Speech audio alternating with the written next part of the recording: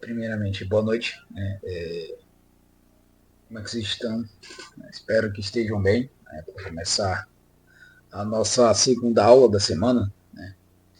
Mas antes de darmos início, para quem não me conhece, tá vendo esse o primeiro vídeo que vocês estão vendo, né? Meu nome é Matheus, sou psicólogo. Estou aí gravando esses vídeos sobre a psicoterapia dentro da abordagem da terapia comportamental, onde eu estou trazendo como é que funciona, todo o processo da psicoterapia, desde o processo inicial, quando eu trago a introdução do conteúdo, da terapia em si, até os tópicos, que a gente está começando a trabalhar. Sugiro, quem não viu esses vídeos anteriores, assistam os vídeos anteriores, para vocês compreenderem um pouquinho melhor. Não ficar aí com conteúdo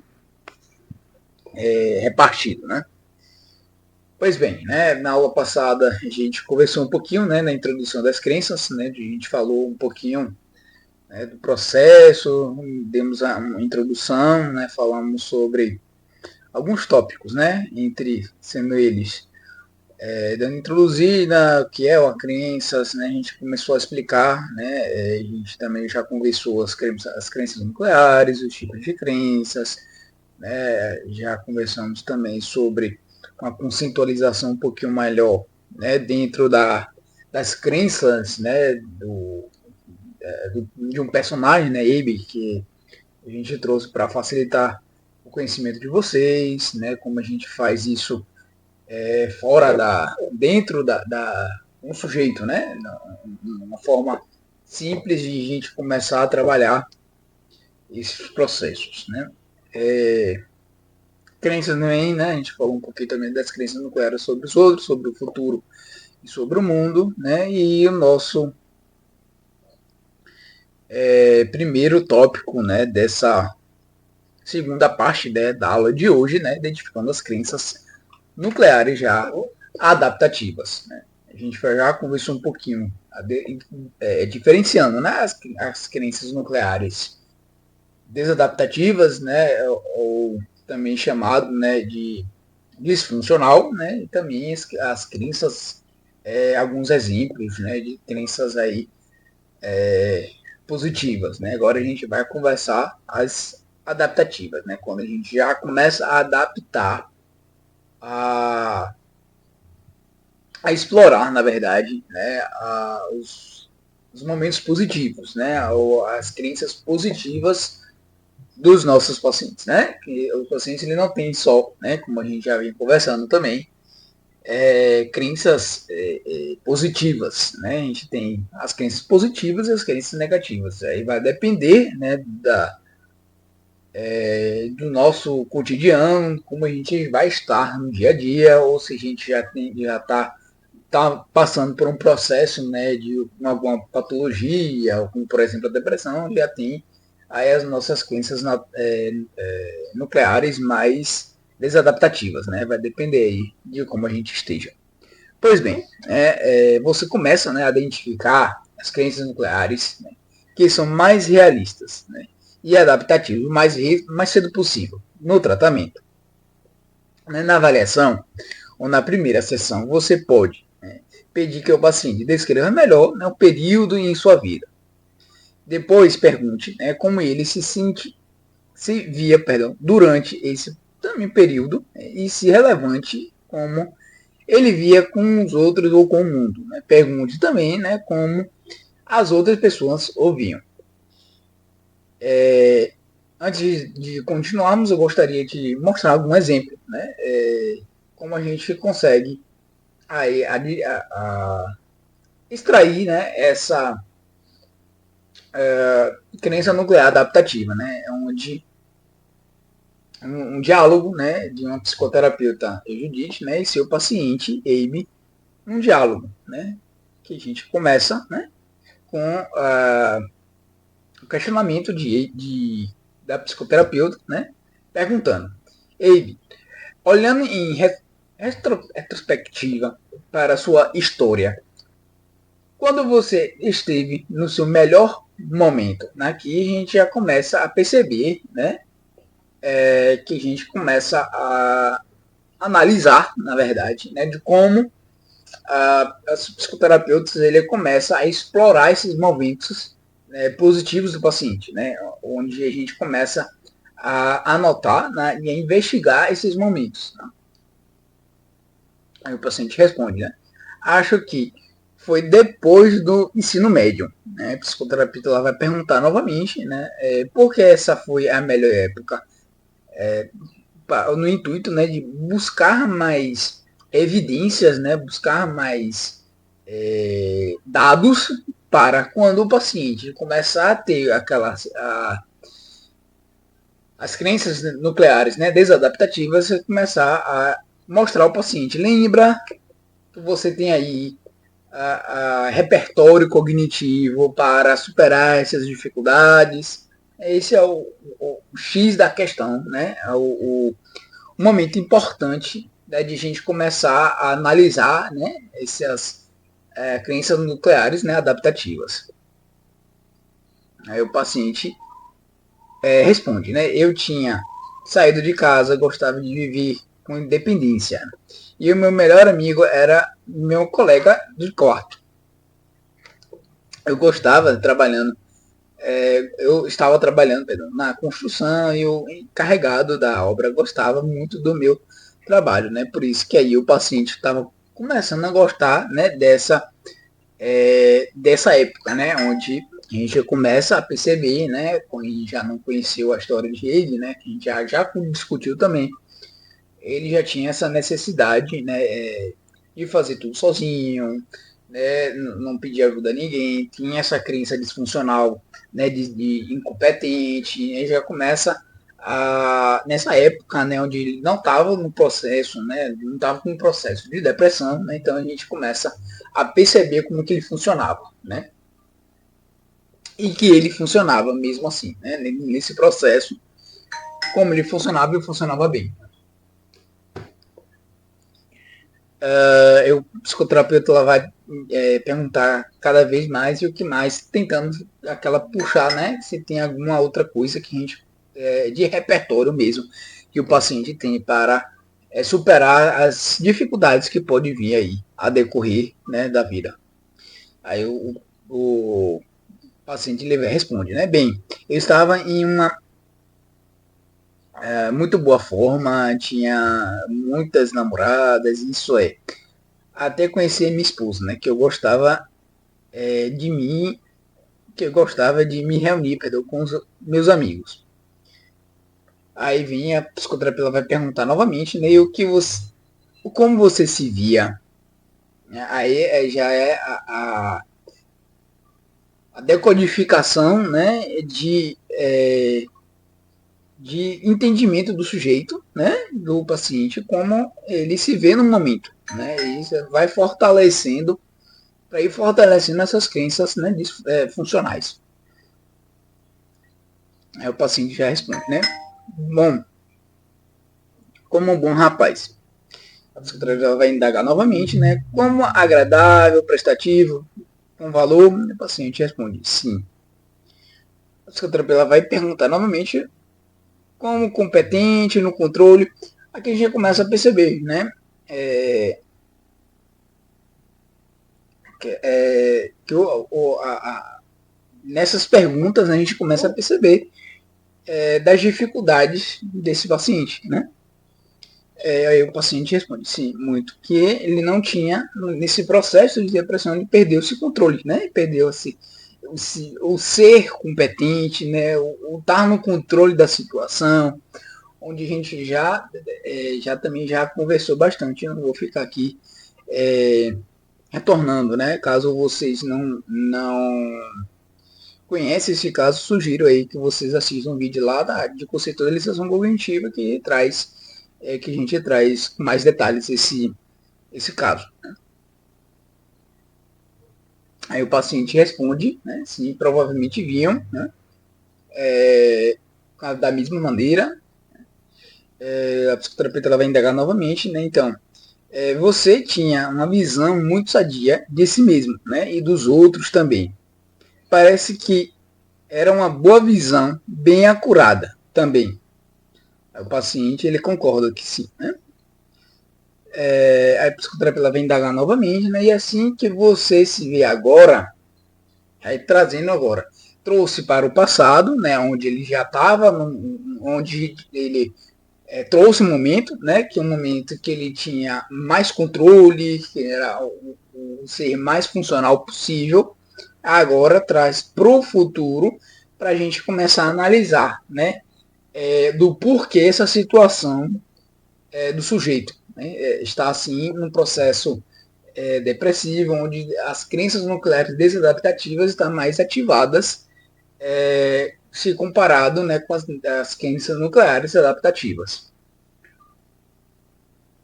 A paciente vai responder, né? De jeito nenhum, eu simplesmente acho que eu não consigo lá fazer nada direito, sou um fracasso. Aí a crença disfuncional batendo aí na tecla, né? De sou incompetente, sou um fracasso, né? Esse esse comportamento, né, aí essa acreditação, né, onde a gente começa essa crença, perdão, onde a gente começa a acreditar, né, que no nosso processo, né, onde a gente é realmente disfuncional, né, onde a gente realmente não é um fracasso, né, é um perdedor, onde a gente não consegue mais trabalhar, né, a gente não consegue mais fazer funcional. Né, a gente começa aí a definhar, né, onde o psicoterapeuta ela vai começar a perceber esses processos, a analisar e fortalecer essas crenças nucleares, tá? Adaptativas, onde a gente já também já vai conversar nessa aula como a gente faz isso, tá? Em uma sessão futura, né, você pode perguntar ao paciente sobre sua visão de si mesmo antes de ficar deprimido. É importante atribuir a deterioração no funcionamento da a sua condição e não as características inatas. Né? Antes de darmos continuação à nossa aula, né, gostaria de deixar trazer uma observação que eu achei importante para vocês. Tá? Quando o paciente não consegue expressar suas crenças adaptativas prévias, você mentalmente elabora uma crença nova, mais realista e funcional, e o guia, né, em direção a ela. Tá? Então a gente começa a mentalmente trabalhar isso, né?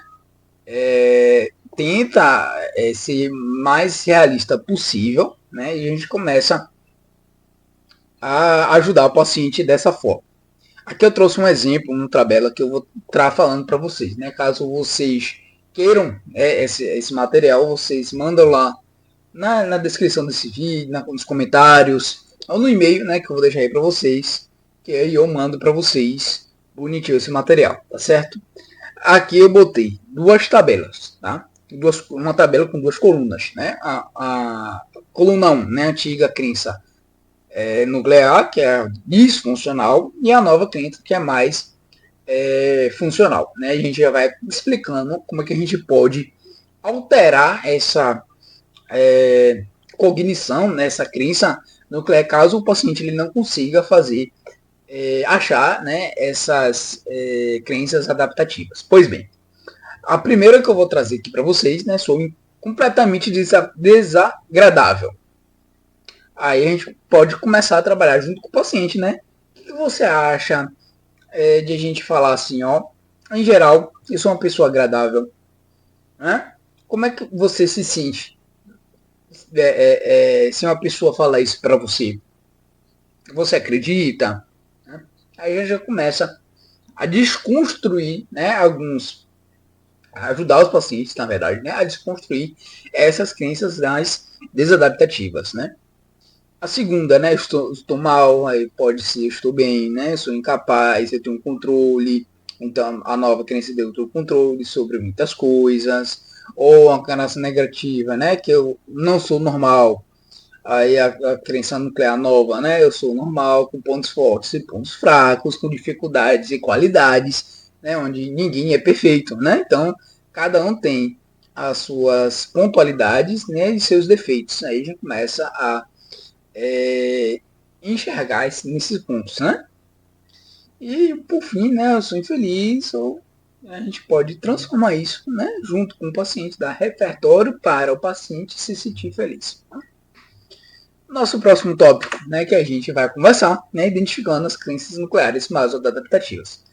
Como é que a gente faz isso? Quais são as estratégias que a gente utiliza para começar, né, a identificar esses processos para, após essa identificação, a gente começa a ajudar o paciente, né, a enfraquecer essas crenças, né, mal adaptativas. Pois bem, tem várias técnicas, né, tem várias estratégias. Eu vou trazer aqui as três mais fáceis de fazer e com um resultado melhor, né? Que são, primeiro, procurar temas centrais em seus pensamentos automáticos. Depois, você vai usar essa técnica, que é a técnica da seta descendente, onde eu vou explicar o que é essa técnica descendente, como que a gente aplica. E, por fim, né, observar as crenças nucleares expressas como pensamentos automáticos. Dando continuidade nessa aula, né, o nosso próximo tópico que a gente vai conversar, né, procurando temas centrais, né, em pensamentos automáticos. Pois bem, né, sempre que os pacientes apresentarem problemas, pensamentos automáticos, emoções, comportamento, né, ou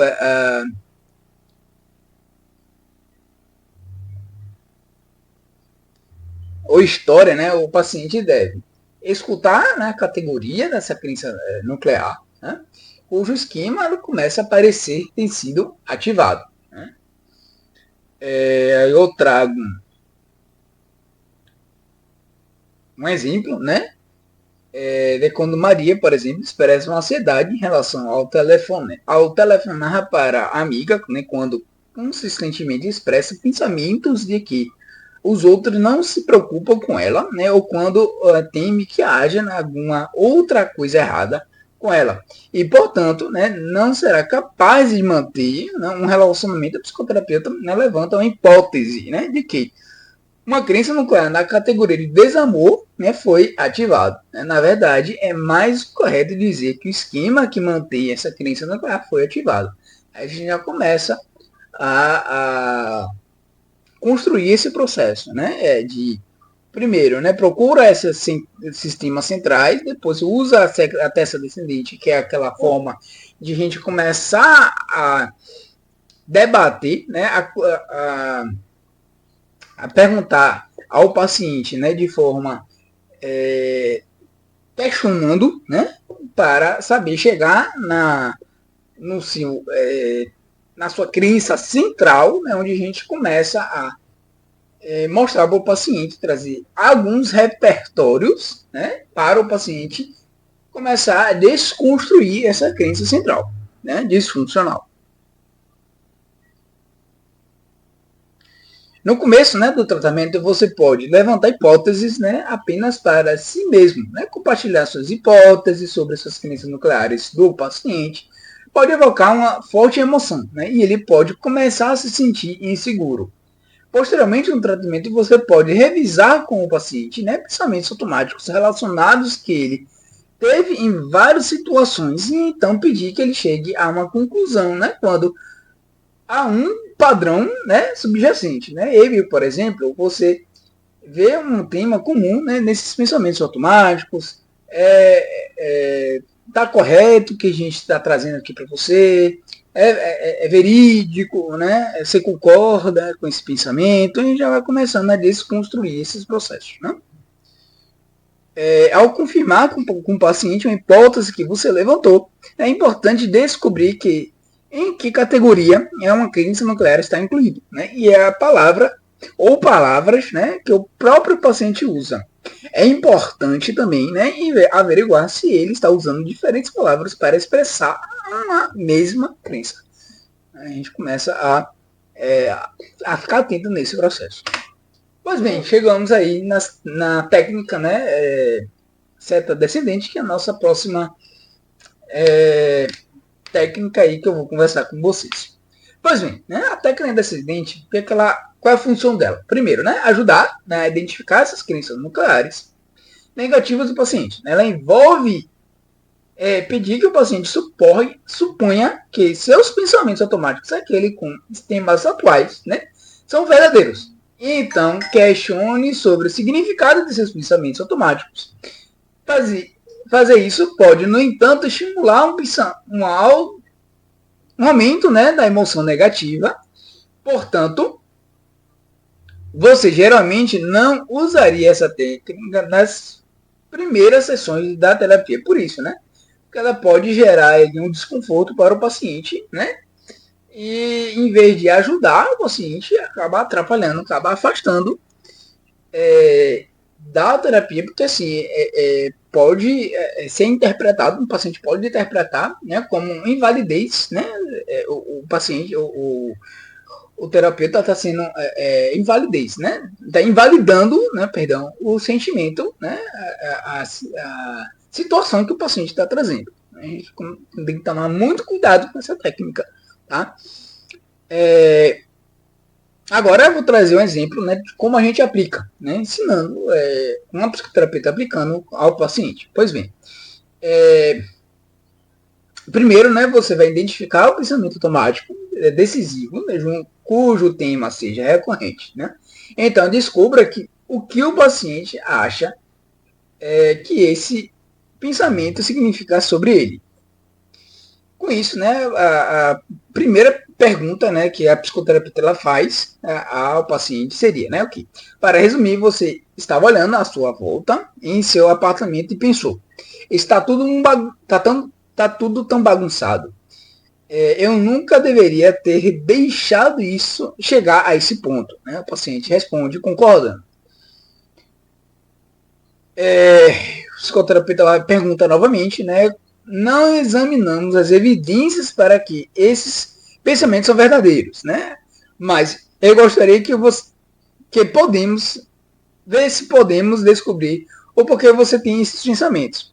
Vamos supor, por exemplo, né, por um momento, que seu apartamento esteja muito bagunçado, que você não deveria ter permitido que chegasse a esse ponto. O que isso significa sobre você? O paciente responde: não sei, apenas um sinto incompetente. Ok. Aí o paciente, a psicoterapeuta, ela pegar, né, essa crença central, né, e vai começar a desconstruir junto com o paciente, fazendo perguntas, né, questionando, até o paciente começar a ter repertório cognitivo para, ok, estava bagunçado, mas eu tenho outras possibilidades, né? Poderia estar sem tempo, poderia estar na correria, outras coisas mais importantes, né? Que deram, que não me deram a oportunidade, né, de organizar e não é uma simples incompetência. Né? A gente começa a desconstruir, né, essa crença disfuncional. Você pode, né, formular a pergunta de certo descendente de diferentes formas. E se isso for verdade, e daí? Né? O que há de tão ruim nisso? Né? Qual a pior coisa sobre isso? Né? Formulando dessa maneira, né, o paciente pode responder com outro pensamento automático, né, ou com uma crença intermediária. Né? Se isso for assim, você pode perguntar o que essa nova cognição significa a seu respeito, se quiser obter uma crença nuclear negativa sobre ele. Pois bem, nosso próximo tópico da aula de hoje seria as crenças nucleares expressas como pensamento automático. Porra.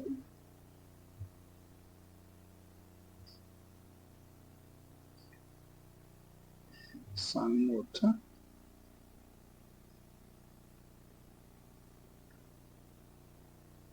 Pois bem, né? Um paciente pode, na verdade, né, expressar uma crença com pensamento automático, especialmente quando deprimido. Né?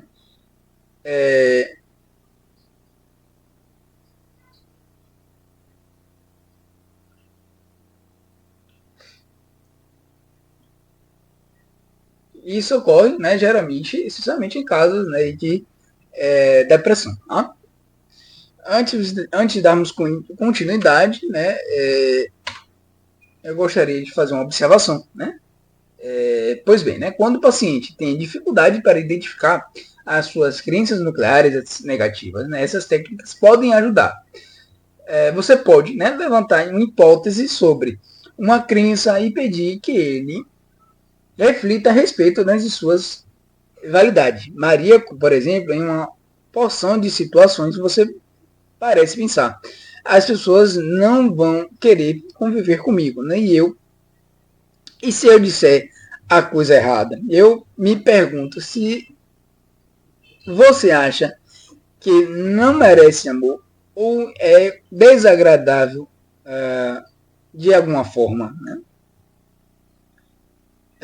Dando continuidade, né, ao próximo tópico que a gente vai conversar, né, nessa aula de hoje, é identificando essas crenças intermediárias, né, mal adaptativas. Na aula sobre, né, conceitualização cognitiva já foi discutido sobre esse tema, né, sobre essas três categorias, né, das crenças intermediárias, que são pressupostos, atitudes e regras. Né?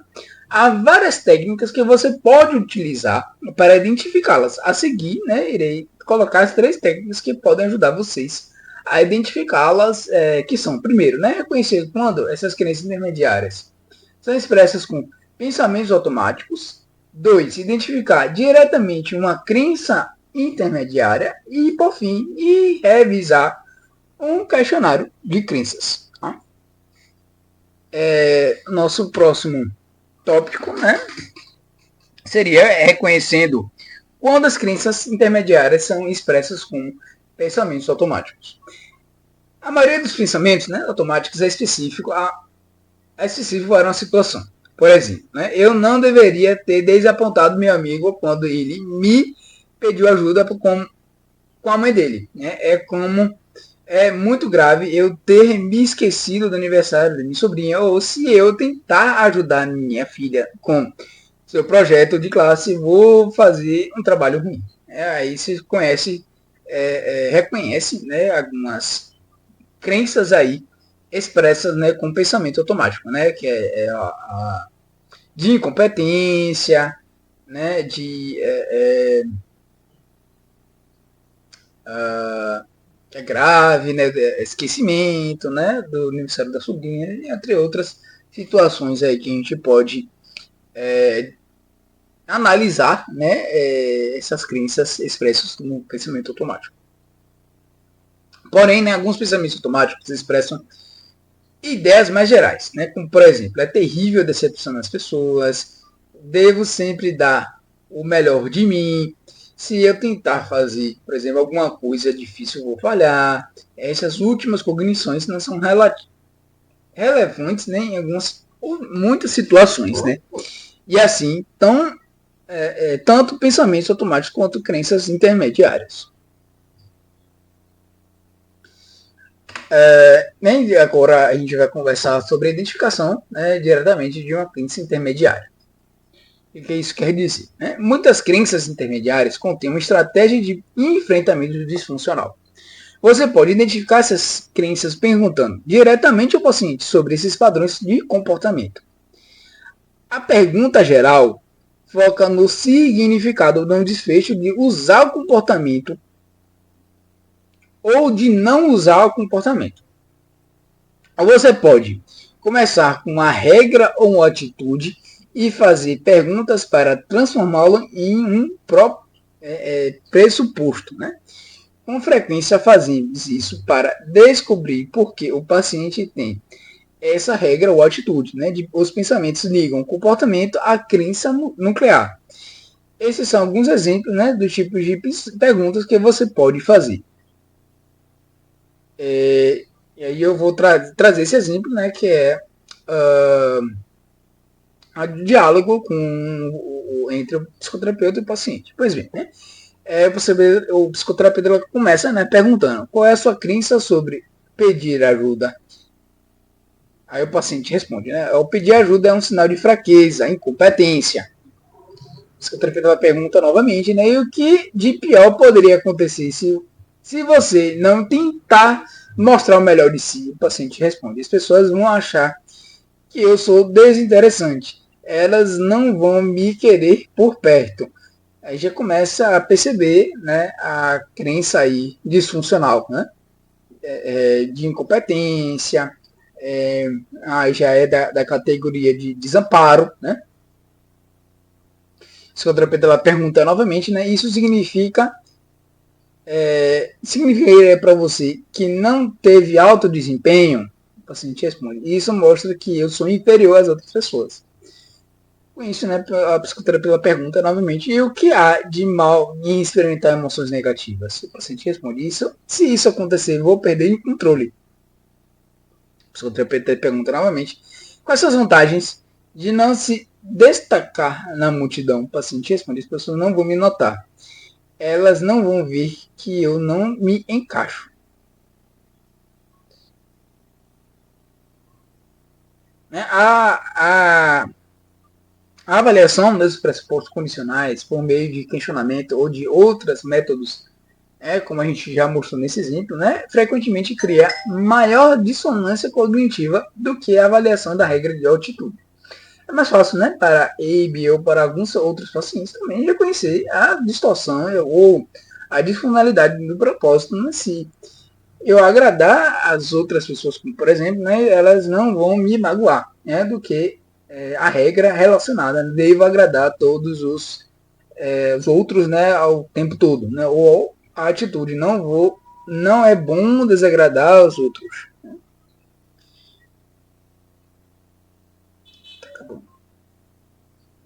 Nosso próximo conteúdo, né, tópico, perdão, que a gente vai conversar nessa aula, né, revisando o questionário das crenças, né? Os questionários também podem ajudá-lo, né, a identificar as crenças dos pacientes. Muitos pacientes, em particular, possuem, né, crenças importantes sobre experimentar emoção negativa. Né? O exame cuidadoso dos itens que são fortemente endosados pode, né, destacar crenças aí problemáticas. Né? Nosso próximo tópico, né, e penúltimo dessa aula de hoje, o último dessa aula de hoje, perdão, é decidindo modificar uma crença disfuncional. Como é que a gente, junto com o paciente, sempre decide, né, o momento em modificar essa crença disfuncional, né, desconstruir essa crença. Pois bem, né, depois de identificar a crença intermediária ou nuclear, você precisa descobrir se ela vale a pena dedicar um tempo a ela. Né? Você, em geral, trabalha em suas crenças associadas a um problema que o paciente colocou na pauta ou com um obstáculo para atingir o seu objetivo. Essas são algumas perguntas para você a si mesmo. Né? Qual é a crença? Ela provoca sofrimento emocional importante ou comportamento mal adaptativo significativo? O paciente acredita nela fortemente e plenamente. Perdão.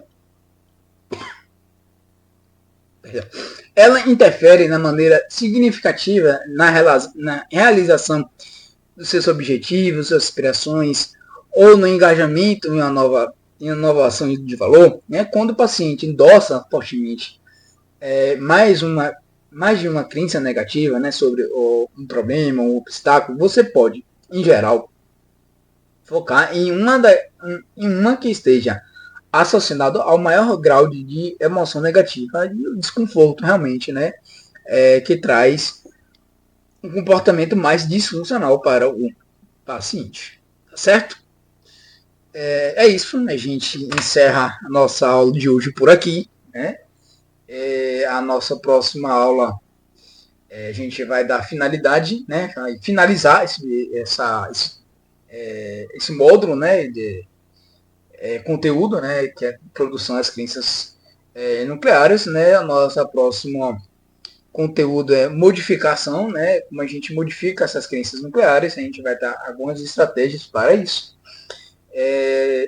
Deixo aí meu e-mail, né? Tá aí, fiquem à vontade, né? Para entrar em contato.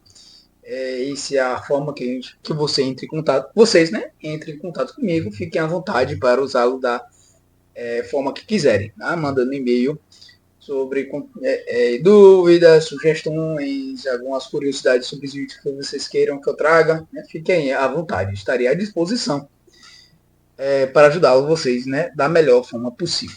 Mas espero que vocês tenham gostado desse vídeo, tenha compreendido um pouquinho sobre essa segunda parte, né, desse módulo. E espero vocês no próximo vídeo. Fui!